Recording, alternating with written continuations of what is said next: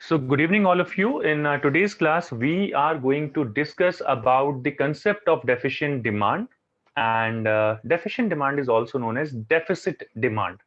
Deficient demand भी बोलते हैं, जो है डेफिशिएंट डिमांड भी बोलते हैं, डेफिसिट डिमांड भी बोलते हैं, डिफ्लेशनरी गैप भी बोलते हैं, इसी को बोलते हैं। और यहाँ पर मैं अगर यहाँ पर सारी चीजें बताऊं, सबसे पहले हम लोग बात करेंगे डेफिनेशन की। वैसे इट इज अ सिचुएशन जहां पर AD is basically less than AS. AD जो है एएस से कम होता है, corresponding to full employment level. So it is a situation when AD is equal to AD is less than AS, AS ज्यादा होता है, corresponding to full employment level. full employment level of income या employment के जो है वो कम होता है। तो इस सिचुएशन का आपने ध्यान रखना है कि किस तरीके से सारी चीजें होती हैं। So deficient demand is a situation in which aggregate demand is less than aggregate supply at full employment level of income. Full employment level of income पर जब आपकी डिमांड कम होती है, दिस इज द लेवल जहां पर full employment level से पहले आपका जो है इक्विलिब्रियम डिसाइड होता है। एंड इक्विलिब्रियम केन्स के अकॉर्डिंग जो है फुल एम्प्लॉयमेंट पर हो सकता है, उससे पहले हो सकता है, उसके बाद भी हो सकता है। बट फिर वही है कि डिफ्लेशनरी या इन्फ्लेशनरी जैसी सिचुएशन जो है वो अराइज होती है। सो इक्विलिब्रियम होगा लेकिन फुल एम्प्लॉयमेंट पे नहीं होगा। So it is also called as deflationary gap. ये ऊपर में सिचुएशन ऑलरेडी आपको लिखकर बता चुका हूं। होप सो डेफिनेशन जो है आपके अच्छे तरीके से समझ में आई होगी। Let's move towards the diagram. Diagram की बात करते हैं। तो जैसे यहाँ पर ये आपको दिखाई दे रहा है, एडी है एग्रीगेट डिमांड, ये एएस है aggregate supply, which is also known as income और line of reference. This is basically a 45 degree line. ये 45 डिग्री का एंगल बनाती है ओरिजिन पे। एक्स एक्सिस पे हम हमेशा जीडीपी लेते हैं, जो इनकम से वाई से डिनोट करते हैं, इसको हम एडीएएस लिख सकते हैं। यहाँ पर ज्यादातर हम जो है एग्रीगेट एक्सपेंडिचर लिखते हैं वाई एक्सिस पर। So this AD is basically the original aggregate demand curve. AS is aggregate supply curve which is equal to income. E point जो यहाँ पर ये है, ये जो ई पॉइंट आपको दिख रहा है, this is the initial equilibrium. इसको हम बोलते हैं initial equilibrium corresponding to full employment level of income. ये initial equilibrium, EQ initial equilibrium है। ये जो एडी है यहाँ पर, this is the desired AD, planned AD आप कहेंगे, डीईएसआई लिखा है, डिजायर्ड एडी। ये डिजायर्ड एडी है, प्लान्ड एडी कह सकते हैं। But what happened in the economy कि आपका जो डिजायर्ड लेवल ऑफ एडी है वो इकोनॉमी अचीव नहीं कर पाई। और ये आपको जो लाइट ब्लू लाइन दिखाई दे रही है, इससे पहले ही एडी जो है बेसिकली कम है इकोनॉमी में। बहुत सारे रीजंस हो सकते हैं इसके, उनकी हम बाद में बात करेंगे। इसको हम आर पॉइंट कह देते हैं। तो इक्विलिब्रियम जो है, इनकम जो है ओ वाई होना चाहिए था, this is O and this is Y. जो O Y level of income होना चाहिए था वो ओ वाई के जगह है ओ वाई वन, कम है। तो ये इक्विलिब्रियम लेवल से पीछे है। और ये जो यहाँ पर आपको गैप, ये जो ट्राइंगल पूरा का पूरा बना हुआ है, ये पूरे तरीके से मैं कवर नहीं कर पाया। ये पूरा का पूरा एरिया जो है, this is what we call deflationary gap. और हमेशा ये जो ट्राइंगल बनता है, काफी सारे बच्चे क्या करते हैं, मैं आपको बता देता हूँ, वो जो गलत बनाते हैं, मैं सबसे पहले वो बताता हूँ आपको। काफी सारे स्टूडेंट्स क्या करते हैं कि यहाँ पर, अगर मैं इसको आपको बना के दिखा सकता हूँ, it's not working right here right now. चलिए इससे करके दिखा देता हूँ मैं आपको। तो ये जो एरिया आपको दिखाई दे रहा है, ये वाला, इस एरिया को वो कनेक्ट कर देते हैं और इसको बोलते हैं कि दिस इज डिफ्लेशनरी गैप। जी नहीं, ये नहीं होगा। हमेशा ये जो फुल एम्प्लॉयमेंट वाली लाइन होती है, ये वाली लाइन, इसी से कनेक्ट होते हुए ही इन्फ्लेशनरी गैप बनेगा, इसी से कनेक्ट होते ही डिफ्लेशनरी गैप बनेगा। So you need to take care of that particular thing, इस चीज का ध्यान रखिए। और यहाँ पर डिजायर्ड लेवल बता दिया, बाकी सारी चीजें बता दी। ये जो एडी है आपका, ये आपका है actual AD, this is your actual AD. मतलब हमने तो एक्सपेक्ट किया था कि एडी के इक्वल होगी डिमांड, बट यहाँ पर एक्चुअल एडी जो है वो उससे कम है। कई बार ऐसा होता है कि एक्चुअल एडी डिजायर्ड एडी के बराबर हो सकता है। कई बार ऐसा होता है कि एक्चुअल एडी जो है वो डिजायर्ड एडी से कम हो सकता है। कई बार ऐसा होता है कि ये ज्यादा हो सकता है। तो इस चीज का आपको हमेशा ध्यान रखना है कि इस तरीके की प्रॉब्लम जो है आप यहाँ पर क्रिएट ना करें।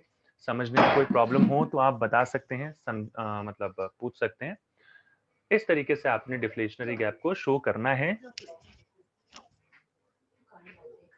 इसके बाद हम बात करते हैं नेक्स्ट स्लाइड की, और इसमें मैंने एक्सप्लेन किया हुआ है कि एडी जो पीछे मैंने आपको दिखाया था, that was the desired aggregate demand, जो मैंने लिख के भी बताया, which is required for reaching equilibrium. AD1 is the actual aggregate. AD1 is the actual aggregate demand जो उससे कम थी. The gap between them, जो इन दोनों के पीछे गैप है, इन दोनों के बीच में जो गैप है, आप देखेंगे यहाँ पर this gap, ये जो E से लेके E1 तक का गैप है, this gap I'm talking about, ये वाला. तो ये जो E से लेके E1 तक का जो गैप है, this gap is known as deflationary gap. इसको आप deflationary gap कहते हैं. तो यही मैंने यहाँ पर स्लाइड पे भी शो किया है. I hope you people are able to see that particular thing. Now will talk about what are the causes of deflationary gap. क्या रीजन हो सकता है? तो एडी कम है, आपने कहा एडी कम है. एडी क्यों कम है? तो एडी के कंपोनेंट्स पे आ जाइए. सबसे पहले सी प्लस आई प्लस जी प्लस एक्स माइनस एम, ये कंपोनेंट है. अब क्यों कम है? कोई भी एक वैल्यू आप यहाँ पर ले लीजिए. मान लीजिए एमपीसी डिक्लाइन हो गया, मान लीजिए आई डिक्लाइन हो गया. गवर्नमेंट के जैसे कि दो पार्ट्स यहाँ पर बता सकते हैं आप, गवर्नमेंट स्पेंडिंग एंड टैक्सेस. तो गवर्नमेंट स्पेंडिंग कम हो गई, टैक्सेस बढ़ गए, ये रीजन हो सकता है. एक्सपोर्ट जो है वो कम हो गया, इंपोर्ट जो है वो ज्यादा हो गया.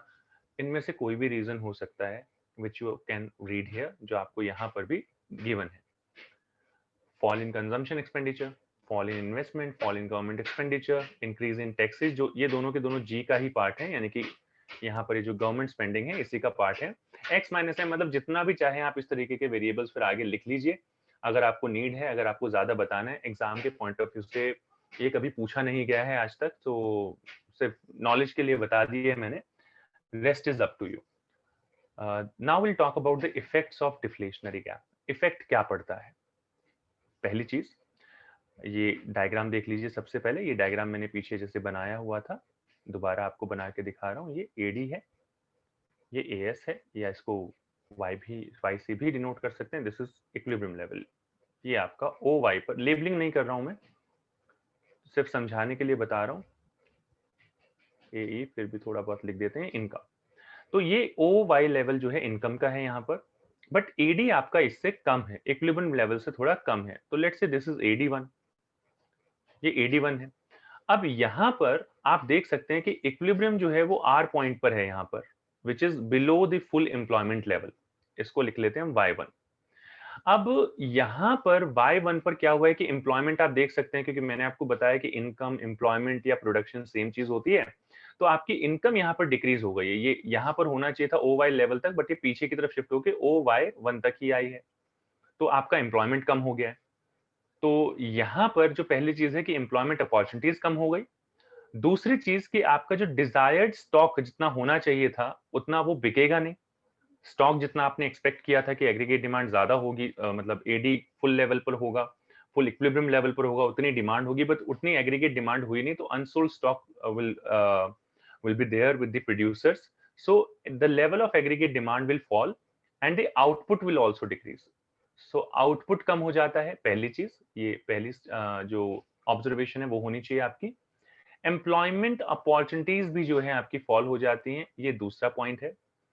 Deflationary gap leads to fall in prices. अब आप भाई एग्रीगेट सप्लाई आपकी जो है ज्यादा है एडी से, तो इस सिचुएशन में प्राइसेस जो हैं अपने आप फॉल हो जाते हैं, क्योंकि जब आप डिमांड नहीं है आपकी इकोनॉमी में, एग्रीगेट डिमांड का लेवल कम है एज कंपेयर टू एएस, तो आपका जो प्राइस लेवल है, ये प्राइस लेवल जो है ये जनरल प्राइस लेवल की बात कर रहा हूं मैं, बार बार आपको बताता हूं. दिस इज नॉट नॉर्मल और the price of one commodity. This is general price level which is a aggregate of macro economics, जो मैक्रो इकोनॉमिक्स का एग्रीगेट होता है.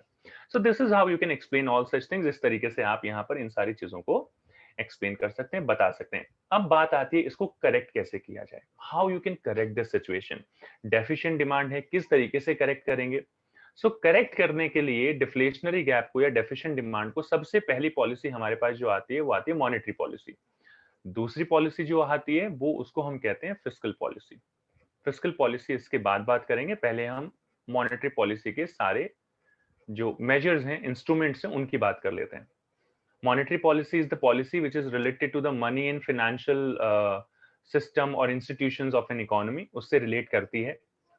मॉनेटरी पॉलिसी में दो मेजर्स हो सकते हैं, क्वांटिटेटिव मेजर्स हो सकते हैं और क्वालिटेटिव मेजर्स हो सकते हैं। काफी बार बच्चे पूछते हैं, sir what is the difference between quantitative measures and qualitative measures? So the effect of quantitative measures is direct, जो इम्पैक्ट होता है वो यहाँ पर डायरेक्ट इम्पैक्ट होता है, where is in case of qualitative measures ये जो इम्पैक्ट होता है that is indirect. So this is the basic difference. जो आपका एडी पर इम्पैक्ट होता है वो यहाँ पर डायरेक्ट होता है, इन case of quantitative measures, qualitative में इनडायरेक्ट होता है। क्वालिटेटिव मेजर्स में, मेथड्स में, इंस्ट्रूमेंट्स में सबसे पहले जो बात करते हैं वो बात करते हैं बैंक रेट की। अब बैंक रेट होता क्या है? You need to understand this thing. So commercial banks may take loan to meet their long term credit needs from the central bank। जो कमर्शियल बैंक्स होते हैं लोन लेते हैं काफी बार अपने लॉन्ग टर्म नीड्स को पूरा करने के लिए, and the rate of interest at which they basically take this loan is known as bank rate. और इसी बैंक रेट के बेसिस पे जो कमर्शियल बैंक्स हैं वो जनरल पब्लिक के लिए रेट ऑफ इंटरेस्ट को डिसाइड करते हैं। ड्यूरिंग डिफ्लेशनरी गैप में क्या होता है? डिफ्लेशनरी गैप में यहां पर क्या होगा? Central bank will reduce this rate. जो सेंट्रल बैंक होगा वो इस रेट को रिड्यूस कर देगा। अब इस पे क्या फर्क पड़ेगा? यहाँ पर दो चीजों का इंपैक्ट होगा, दो चीजों पर इंपैक्ट होगा बेटा। पहला इंपैक्ट होगा व्हेन बीआर यानी कि बैंक रेट विल फॉल, तो दो तरह से इंपैक्ट करेगा। पहली चीज तो जो कमर्शियल बैंक्स हैं उनके लिए ये लोन सस्ते हो गए हैं, तो their demand for loans will increase. Because of that their lending capacity यानी कि क्रेडिट क्रिएशन कैपेसिटी, लैंड करने की कैपेसिटी भी इंक्रीज होगी, and general public will be encouraged. अगर रेट ऑफ इंटरेस्ट भी कम होगा सेंट्रल बैंक की तरफ से जनरल पब्लिक के लिए, so the loans will become cheaper, and because of that people would like to take more loans. लोग जो हैं ज्यादा लोन लेना चाहेंगे। लेंडिंग कैपेसिटी बैंक की पहले इंक्रीज हुई, फिर वो ज्यादा लोन देंगे। People would like to take loans, people जो है लोग जो है general public would like to take loans, they will demand more. और जब डिमांड इंक्रीज हो जाएगी इसकी वजह से पहले कंजम्पशन बढ़ेगा, एग्रीगेट डिमांड इंक्रीज हो जाएगी, then the situation of deflationary gap will be corrected. इस तरीके से आपकी जो बैंक रेट की हेल्प से डिफ्लेशन की जो सिचुएशन है वो जो है वो करेक्ट हो जाएगी। Let's talk about the next point, that is repo rate. अब रेपो रेट में और बैंक रेट में कोई ज्यादा फर्क नहीं होता है, बस इतना ही फर्क होता है। जो मेन फर्क डिफरेंस होता है वो होता है कि भाई ये शॉर्ट टर्म के लिए होता है, जो 1 से लेकर 7 दिन के लिए होता है, और जो बैंक रेट होता है that is for long term. तो रेपो रेट की अगर हम बात करें तो कमर्शियल बैंक्स में take loans to meet their short term needs. अब जो भी सिक्योरिटीज मॉर्गेज करते हैं या बाकी सारी चीजें मॉर्गेज करते हैं वो उन्हें मॉर्गेज करनी पड़ेंगी, यानी गिरवी रखनी पड़ेंगी सेंट्रल बैंक से लोन लेने के लिए। And the interest for these loans is called repo rate, again just like bank rate. जिस रेट पे commercial banks short term loan लेते हैं कमर्शियल बैंक से, जिस रेट पे कमर्शियल बैंक्स लोन लेते हैं सेंट्रल बैंक से, अगर मैंने गलत बोला है तो please correct me, commercial banks loan लेते हैं सेंट्रल बैंक से जिस रेट पर, उसको हम कहते हैं रेपो रेट शॉर्ट टर्म के लिए। लॉन्ग टर्म के लिए बैंक रेट ही होगा, just like the previous slide. Deflationary gap में क्या करते हैं? एक छोटी सी टूल किट, जब भी डिफ्लेशन होगा तो जितनी भी रेट रेशो वगैरह जो आते हैं डिफ्लेशन में डिक्रीज कर दीजिए, डेफिसिट में डिक्रीज कर दीजिए, और इन्फ्लेशन में इंक्रीज कर दीजिए। ये आपको एक शॉर्टकट है, एक टॉप टिप है जो आपको याद रखनी है और आप कभी कंफ्यूज नहीं होंगे।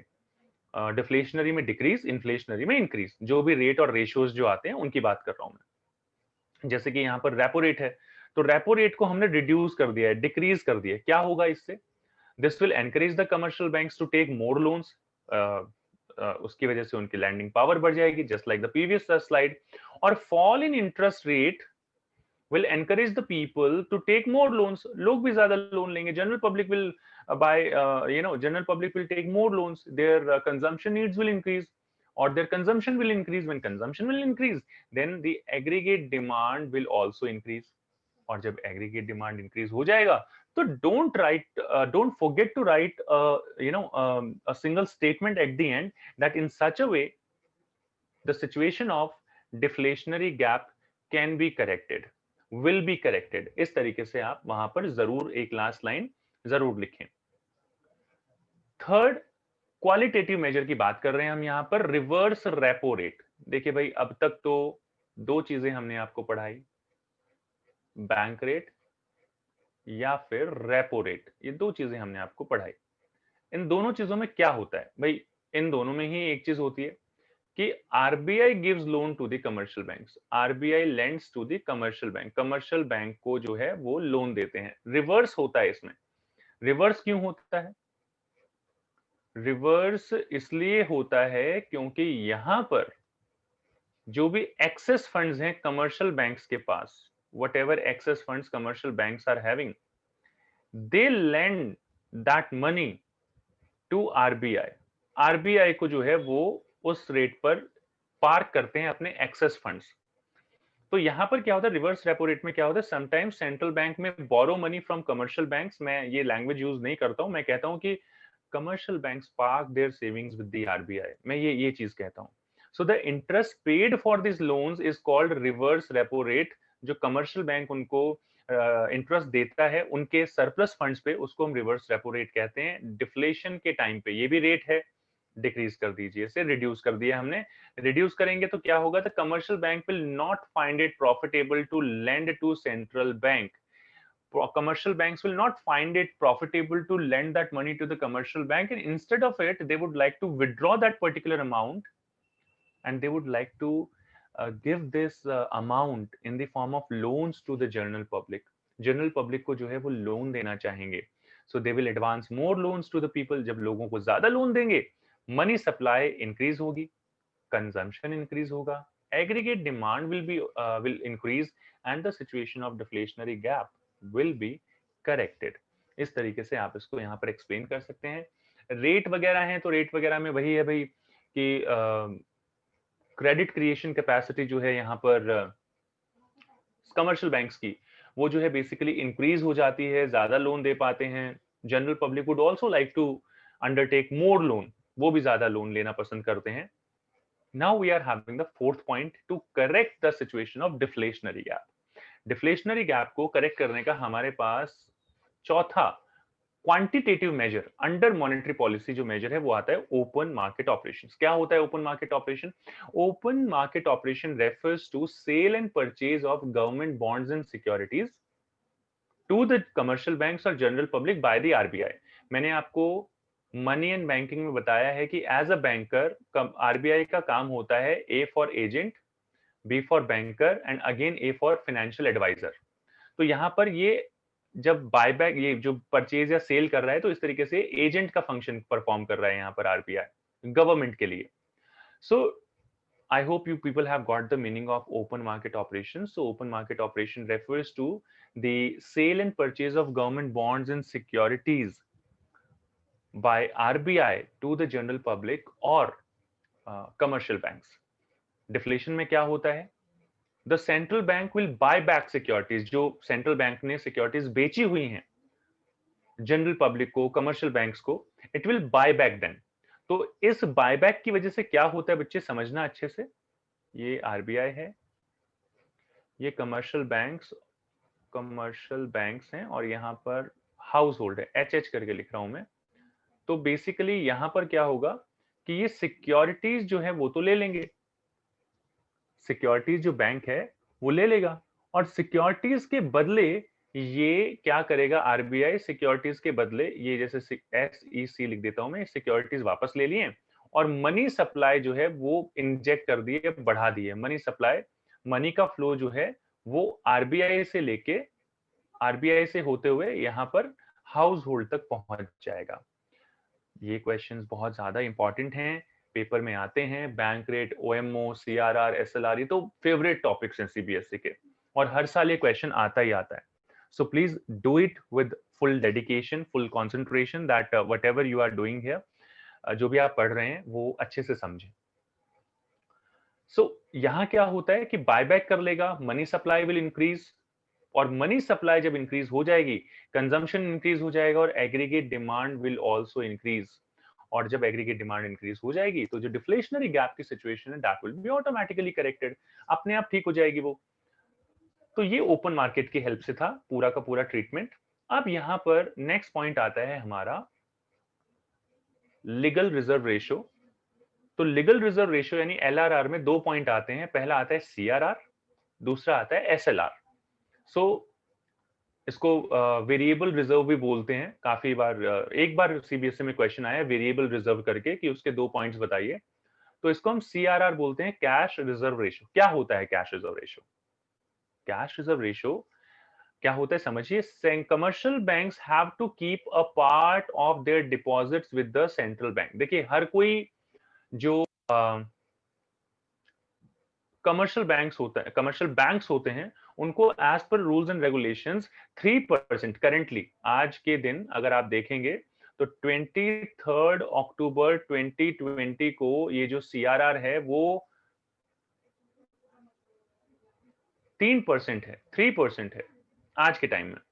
तो ये जो 3% है अपने टोटल डिपॉजिट्स का, जैसे मान लीजिए कमर्शियल बैंक के पास 100 रुपए हैं तो उसको 3 रुपए जो है ये आरबीआई को देने पड़ेंगे। तो whatever deposits the commercial banks are having with them, they need to keep a particular fraction of their deposits with the RBI. RBI को देना जरूरी है।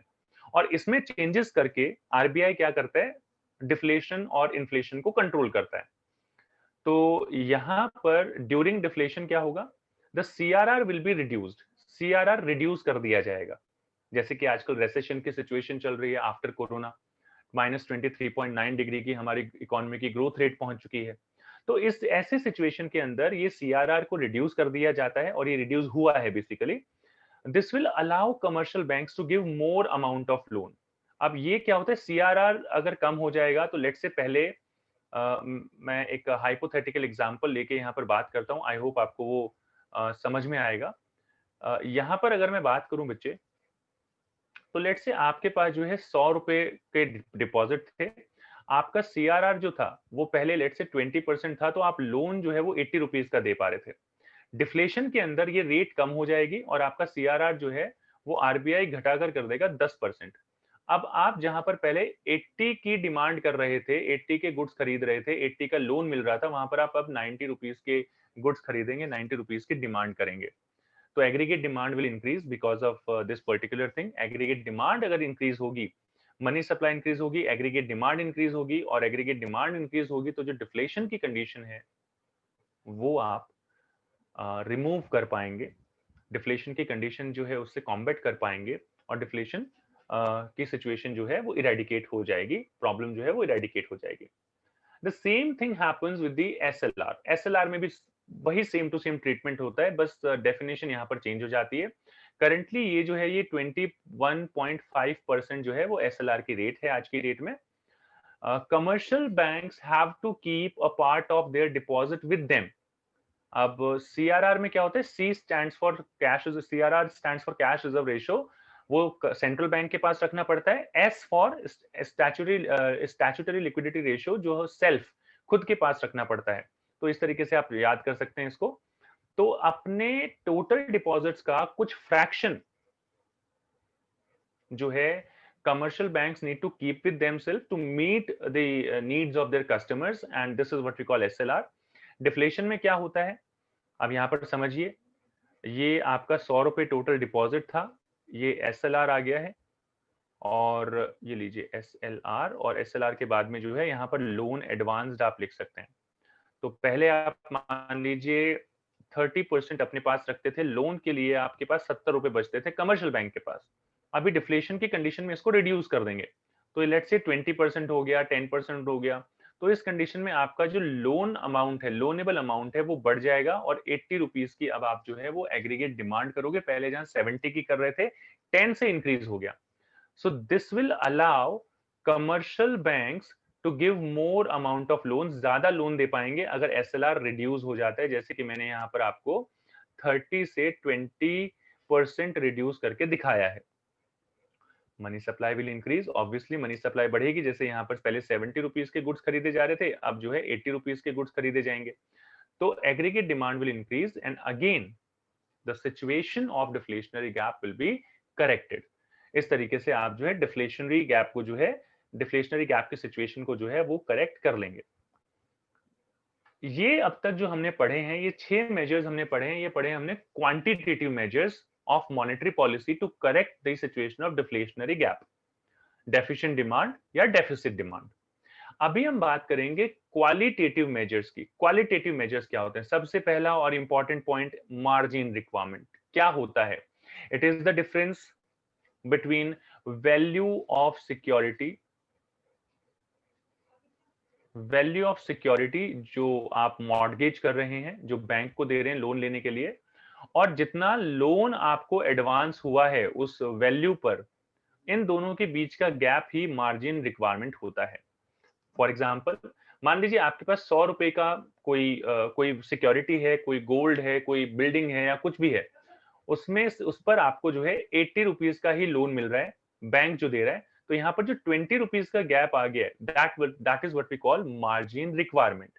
क्या करेंगे यहाँ पर?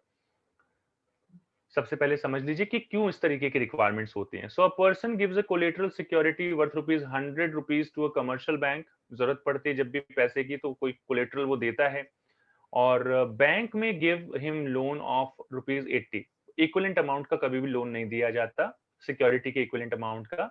दिस मींस मार्जिन इज 20%, जो कि डिफरेंस है value of security and loan advance का। So during deflation bank will reduce margin requirement, margin requirement कम कर देंगे, जिसकी वजह से जो है मनी सप्लाई इकोनॉमी में इंक्रीज हो जाएगी। मनी सप्लाई इंक्रीज होने से कंजम्पशन इंक्रीज हो जाएगा, कंजम्पशन इंक्रीज होने से एडी यानी कि aggregate demand will increase, and in such a manner the situation of deflationary gap can be corrected.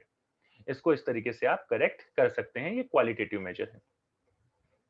Credit rationing यानी कि आप तो एक तरीके से ये कह लीजिए कि किसी चीज के लिए लिमिट कर देना।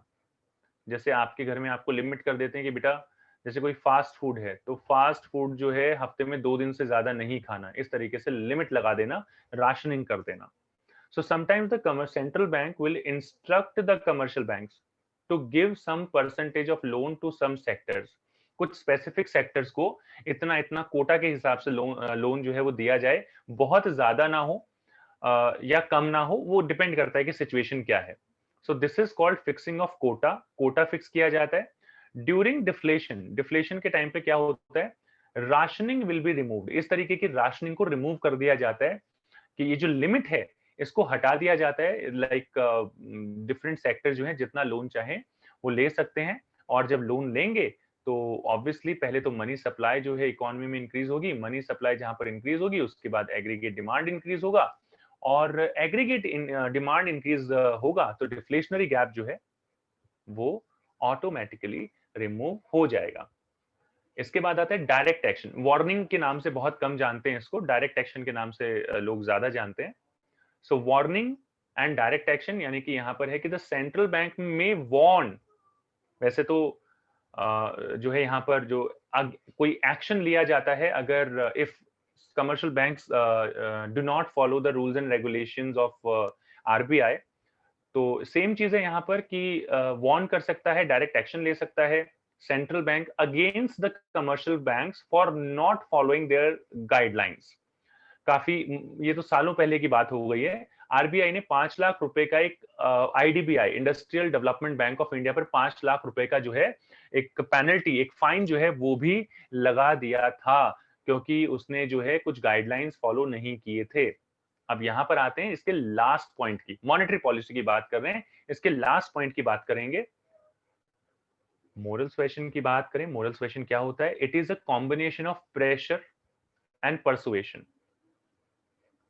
प्रेशर और परसुएशन, परस्यू करते हैं, इन दोनों का कॉम्बिनेशन होता है, यानी कि प्यार से रिक्वेस्ट करना, रिक्वेस्ट से नहीं मान रहा तो प्रेशराइज कर देना। तो sometimes central bank may persuade the commercial banks to follow its guidelines. और अगर डिफ्लेशनरी गैप की बात करें हम, तो डिफ्लेशनरी गैप में क्या होता है यहाँ पर, ये तो फिस्कल पॉलिसी आ गई है।